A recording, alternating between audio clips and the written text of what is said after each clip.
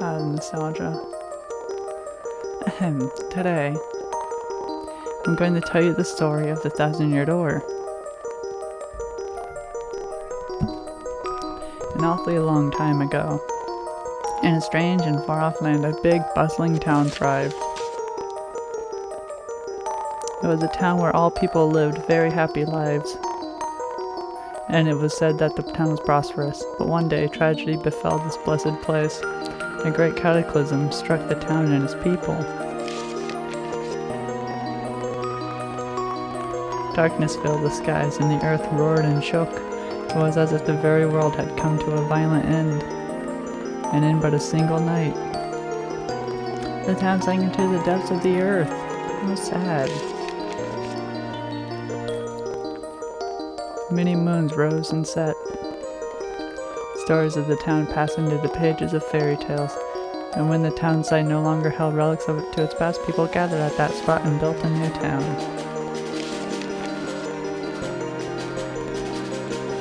But word soon spread among the people who moved in that an ancient city lay deep underground, and that a magnificent treasure rested there. Indeed. This is the tale of the fabled treasure of WrightKnight.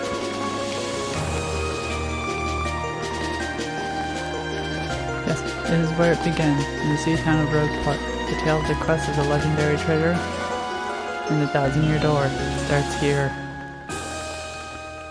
I'm so excited to be playing this again. Finally, a minute without toads was watching over me. He's so paranoid. I come all this way here on holiday only to be stuck with toads with it. It's so stifling. Once in a while, I like the chance to look around on my own and see what I want. So, now that I'm doing it, I see that this town has a very unique flavor. See? Missy. Me? It's you, Missy. Won't you buy something? I have a lot of so many knick-knack and doodads. Oh, well,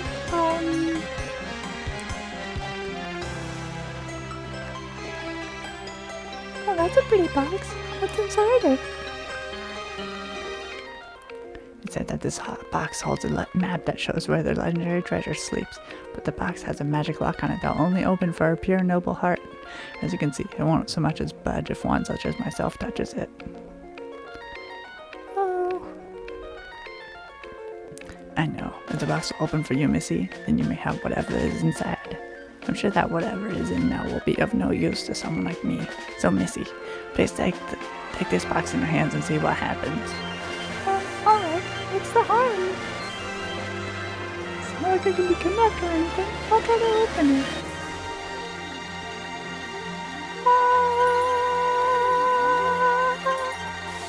Oh, the nostalgia.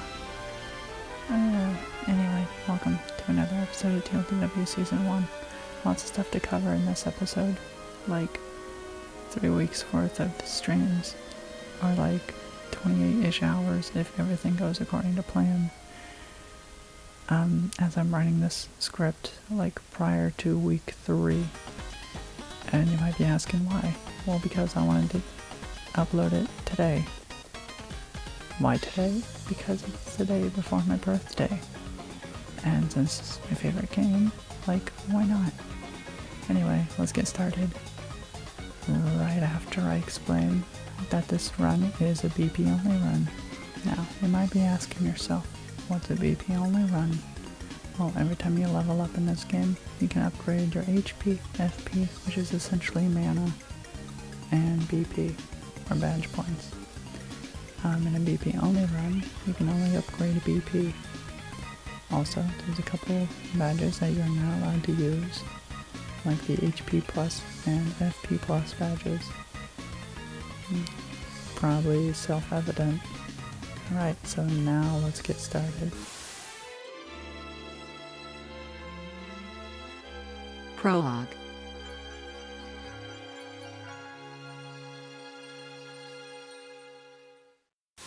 So, Maya receives a letter from Peach, which includes a map and tells him to come to Rogueport. Mario arrives in Rogueport and fights off a suspicious group of people to save the Goomba Girl. After hearing that Princess Peach has gone missing, the Goomba Girl, named Goombella, joins Mario in his adventure. They seek out Professor Franklin for assistance.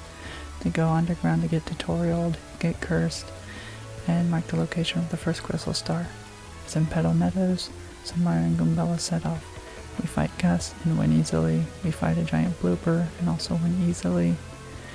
Then we take the warp pipe to Petal Meadows. Chapter 1.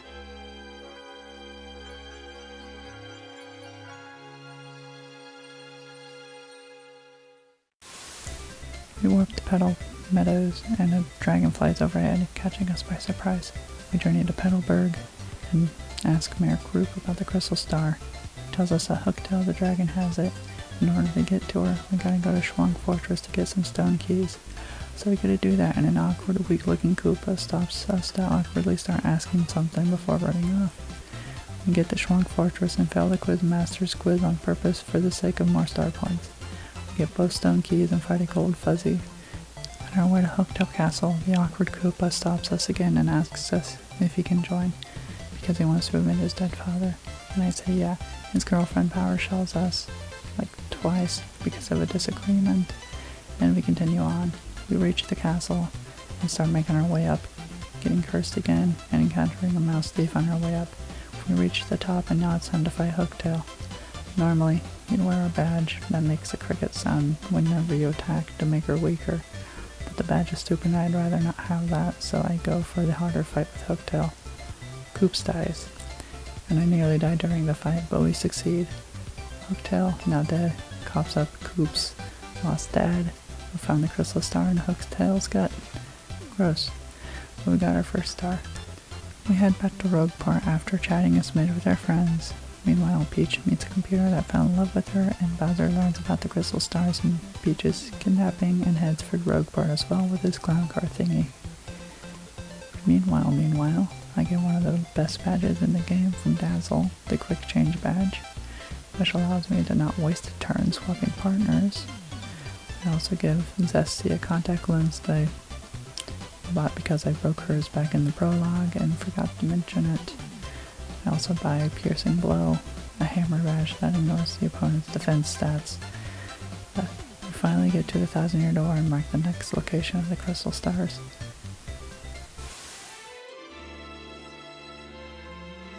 Chapter 2.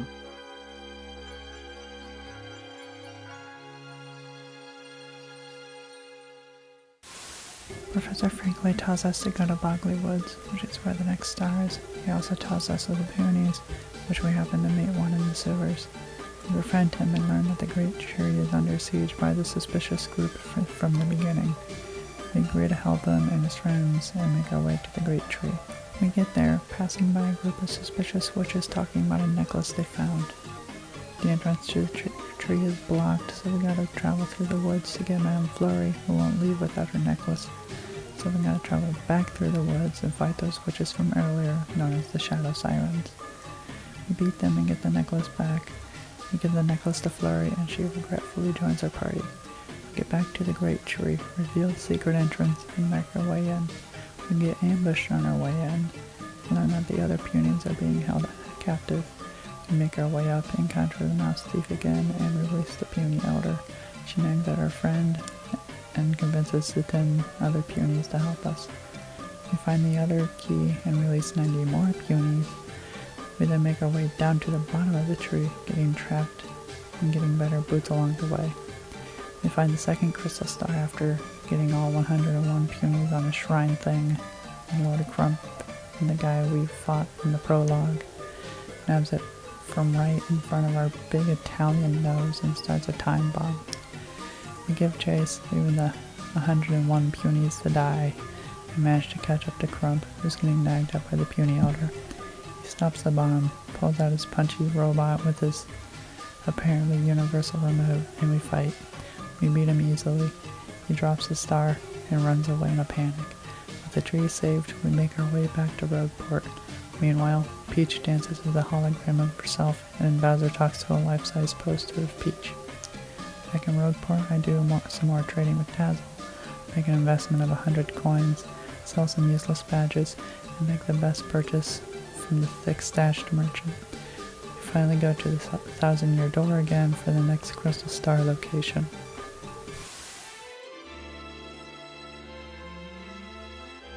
Chapter 3.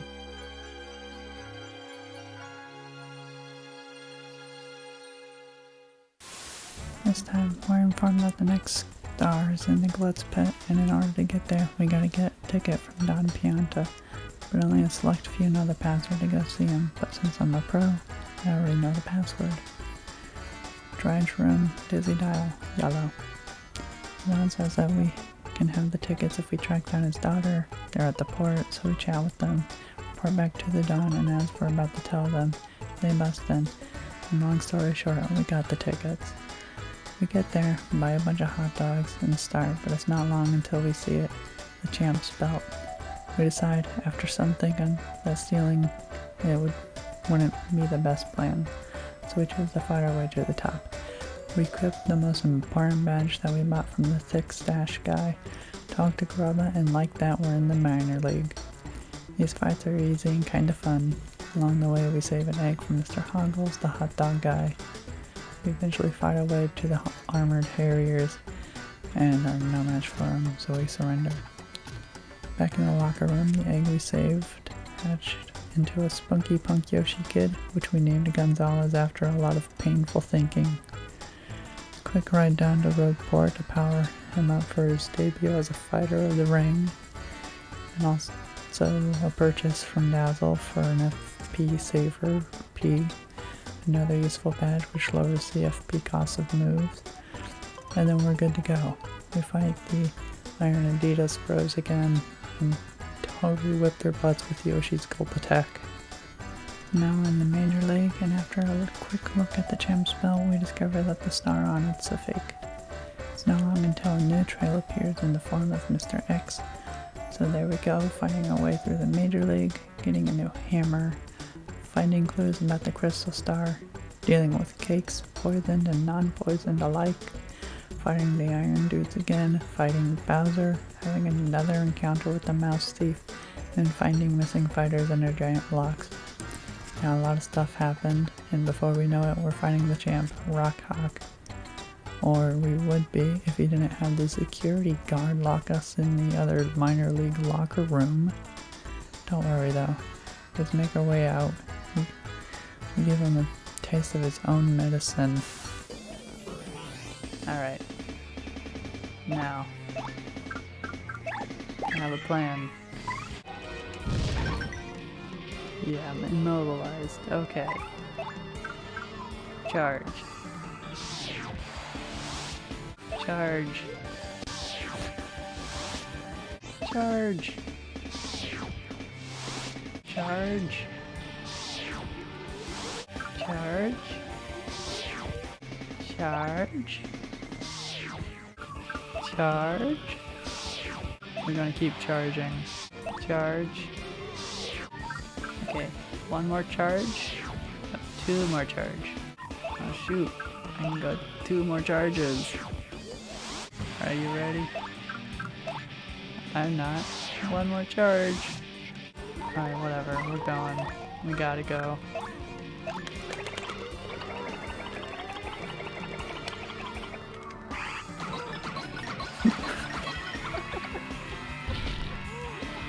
No. Rockhawk, the champ, the undefeated master I lost to. Such losers. With that victory under our belt, we're now the champs. As per Mr. X's instructions, we break into Grubba's office where we find plans for a contraption that uses the star. We give chase, we find Grubba in the ring, no audience in sight. He powers up into Macho Grubba using his machine. We fight and fail horribly the first time to his macho techniques. Second time, and we beat him easily enough. We then find out that Jolene, Grubba's assistant, was Mr. X all along, and that she was guiding us to stop Grubba and figure out what happened to Prince Mush, her brother and the first champ. Prince Mush is brought back to life by the star now that it's not under Grubba's control, and we get the star. On our way out, we return the champ's belt, and with that, we return to Rogueport. Meanwhile, Peach disguises herself as a grunt, and Bowser deals with 2 elderly things. Over the weekend, I take care of the not notable troubles, reach level 50 of the Pit of a Hun trials, and regain the champ's belt. Weekend, 4 more levels, and many coins later, we finally return to the door for our next adventure.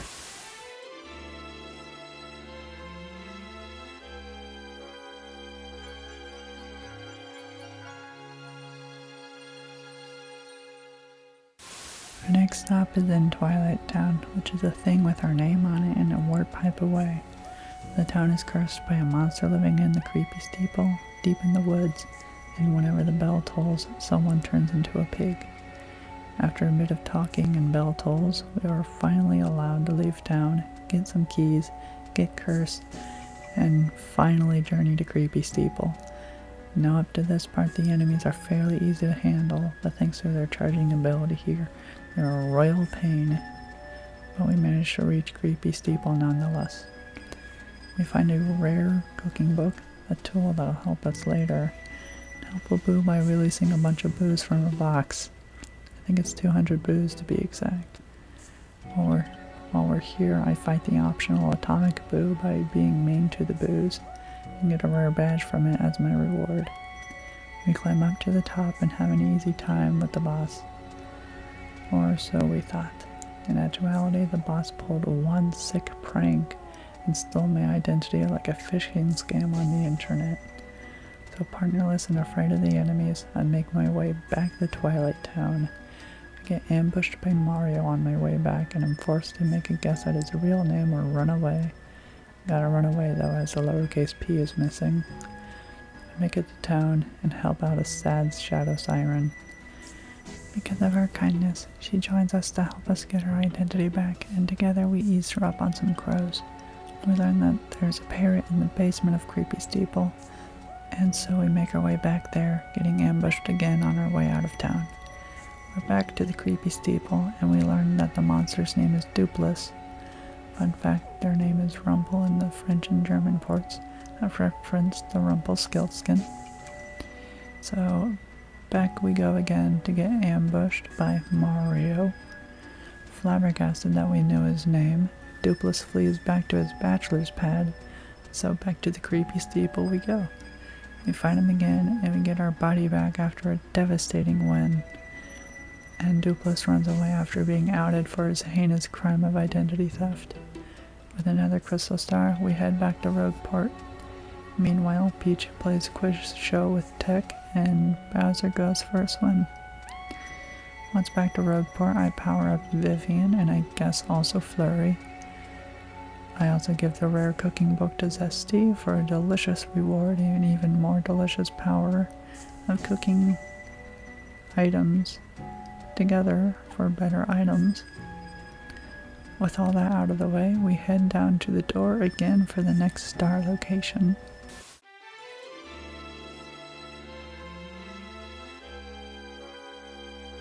Chapter 5.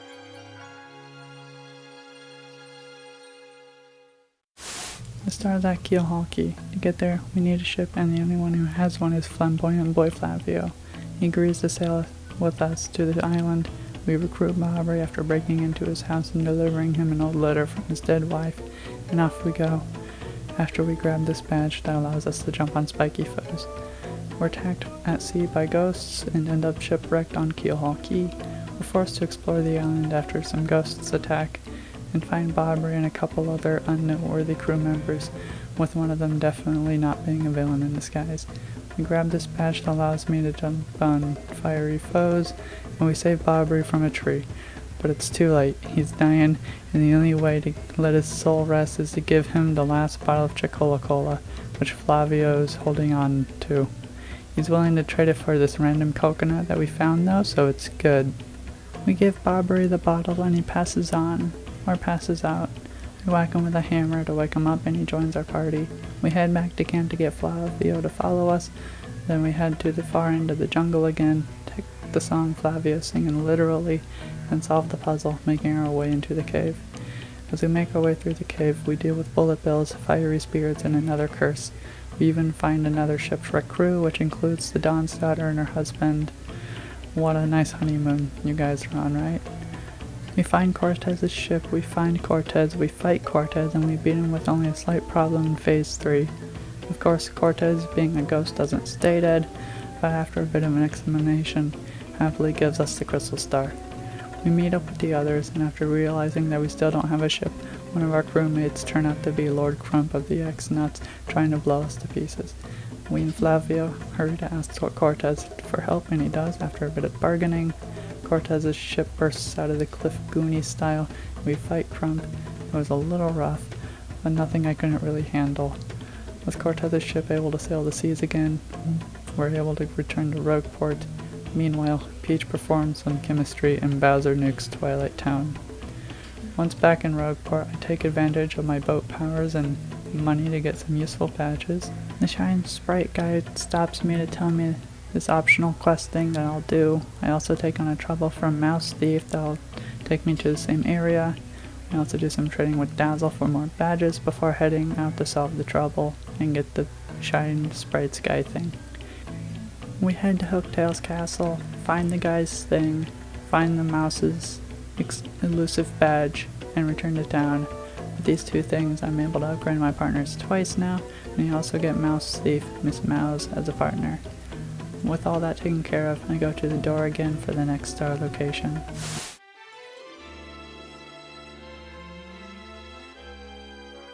Chapter 6.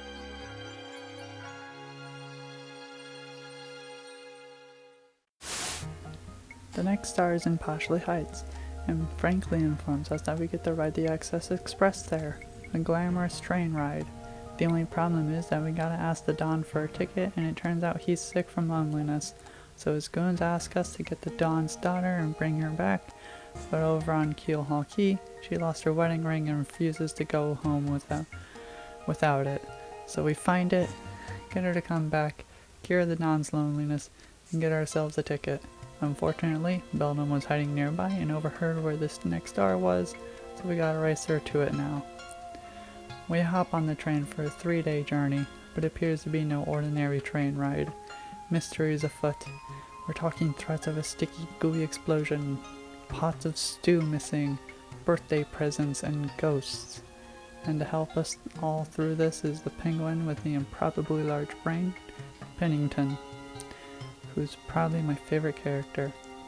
Anyway, we solve a bunch of mysteries and day 1 whirls by. Day 2. The threatening note about the gooey explosion is making more sense, with clues scattered left and right. We easily catch the perp, who turns out to be Zip Toad, but not actually. It's Freak in the Sheet, and he manages to get away when we stop at Riverside Station. Meanwhile, someone, we're guessing Beldam, raised the bridge to delay our quest, so we go to lower the bridge, getting a new pair of swanky boots along the way. We encounter a strange creature, we blow them away, and lower the bridge before continuing the journey. It's day 3 now, and it appears to be a peaceful morning. Too peaceful.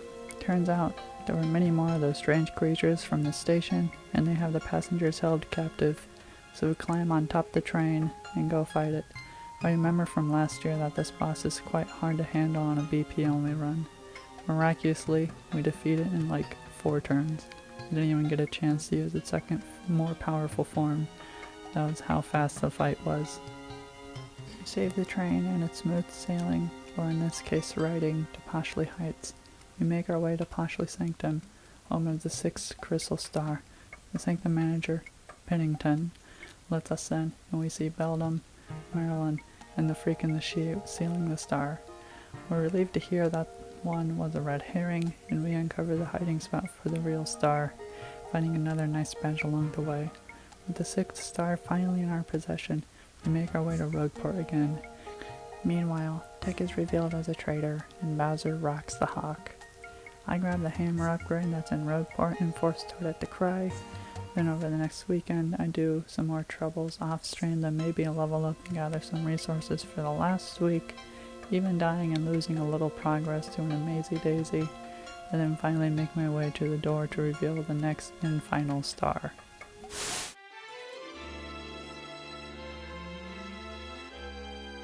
Chapter 7.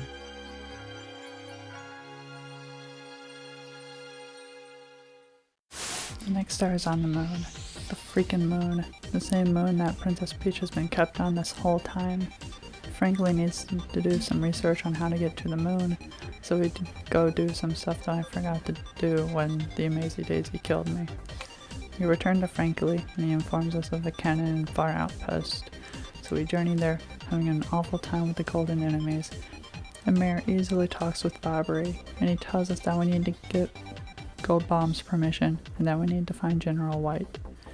While Gold Bomb is easy to find, and he does try to take all our money, General White is the problem child, as he doesn't seem to want to stay still.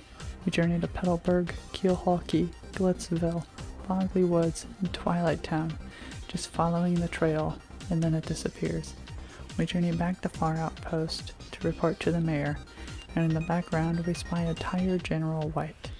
So we barge in, and he's sleeping, so we jump on him, and then we jump on him again, and again, and again, and again, and again, and again, and again, and again, and again, and again, and then he wakes up.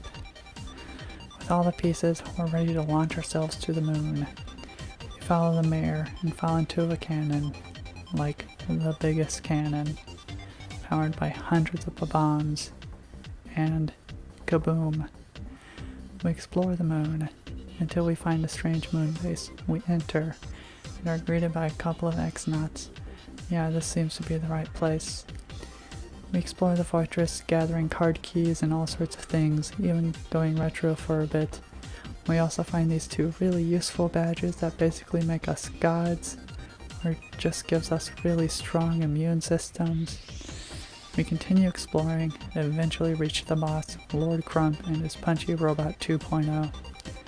This robot is like insanely powerful, and I was constantly in danger, which kinda helped because of all the badges I had equipped. Gumbella did die though, and without her, if things got dire, I wouldn't be able to use my master strategy. Oh, also I forgot to save before entering the boss room, so progress was on the line. But we beat it, getting the last crystal star. We make our way to Tech's room. He informs us that Grotus has Princess Peach and went to the Palace of Shadows, and that we need to save her.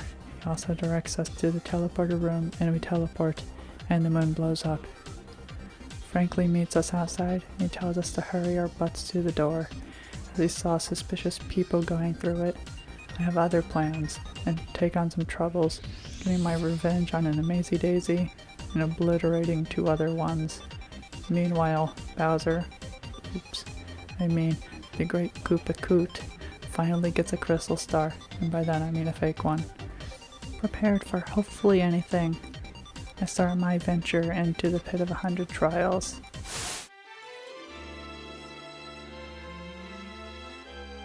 The Pit of 100 Trials.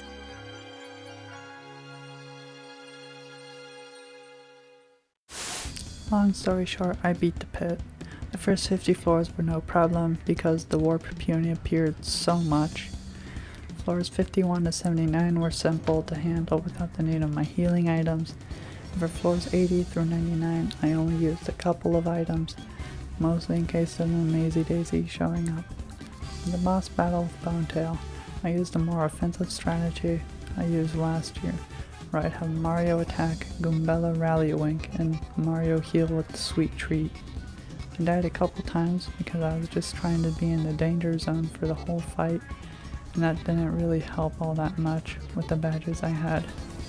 So, while I was taking care of the rest of the troubles, I had a devilish idea.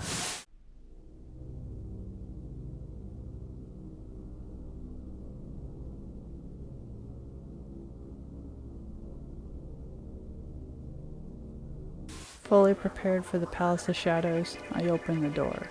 Nothing stands a chance against me. Mass annihilation. Dry bones don't stand a chance. Bombshell bills don't stand a chance. The Dark Bones boss didn't stand a chance. The corridors don't stand a chance. Freaking Gloomtail? didn't stand a chance. Tower riddles, so easy, I didn't even need to read the riddles. I just remembered how to solve the rooms. The boss battle with Beldam, Marilyn, and Dupless, KO'd in one turn. The last chambers, didn't even need to be there. Last rooms of the game, we see Grotus, and he was done just about as quickly as the Smorg boss. Grotus reveals his trump card, and it seems hopeless, but Bowser and Kamikoopa fall through the ceiling, we fight, and they die even faster than Grotus. Grotus makes his getaway with Peach, and we give chase. Grotus awakens the Shadow Queen. She possesses Princess Peach, transforming into Goth Peach, and totally decimates Grotus. We resist, and we fight the Shadow Queen. We totally decimate the first phase. She's invincible during the second phase, so I have to deal with that before the power of friendship and all that takes place. After many turns in the third phase, I vanquish the Shadow Queen. Peach returns to the world, and Mario, Peach, and Toadsworth prepare to go home. We all say our goodbyes, and off we sail into the sunrise. Back at our home, we're chatting with Luigi, and we get an email from Goombella talking about what everyone's doing now. Peach and Toadsworth pay Mario a visit with a treasure map. Mario looks like a mix of dumbfounded and probably some, oh my gosh, not another freaking treasure hunt. And then we go to credits. Well, that was my BP only run of Paper Mario and the Thousand Year Door. Had a lot of fun with this. And this video, as stressful as it was pretty fun to make as well. I think I want this Paper Mario train to be a reoccurring thing for my birthday, but I'm also not entirely sure yet. I do know that my taste of power makes me want to try a Danger Mario run in the future, and maybe a Mario Alone challenge further down the line. That being said, I hope you enjoyed this. I hope you have a good day, a good night, and a good whatever time it is. I hope to catch you next time. Bye.